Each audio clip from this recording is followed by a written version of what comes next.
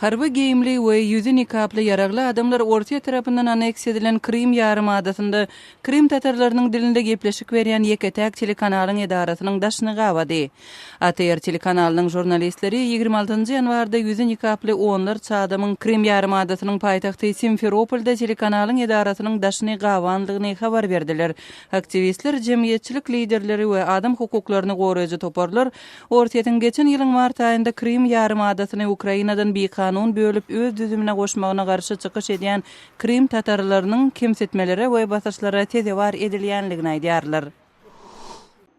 Ermenistanyň paýtagty Yerewanda yüzlerçe adam hökümet binasynyň öňünde ýygnanyp dawaly täze salgyt düzgünlerine garşy protest geçirdiler.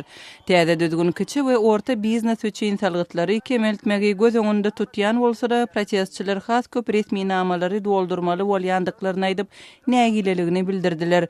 Hökümet täze çäreleri geçen ýyl ýoly goýmakçydy. Emma şoňa meňzeş protestler sebäpli şu ýylyň 1 fevralyna çenli iza testirdi. Qazaqstanyň paýtagty Astanada ýurdun serket gullugynyň ozalky ýokary derejeli resmiýeti özüne korrupsiýa bilen bagly bildirilýän aýyplamалary ret etdi. Nurlan Jolamanow oktyabr aýynda para almakda we jinaýatçylykly toporlary döretmekde aýyplanyp tutsak edilipdi.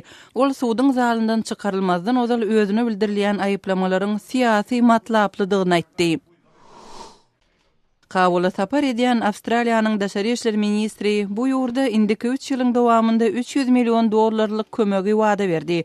Bishop Owganistanyň baş dolandyrjy resmiýeti Abdullah bilen gepleşik geçirdi. Bishop Awstraliýanyň Owganistana häzirçe $1 milliard töweregi himayet edenligini aýtdy. Siz günüň täzelikleri bilen tanyş boldunuz.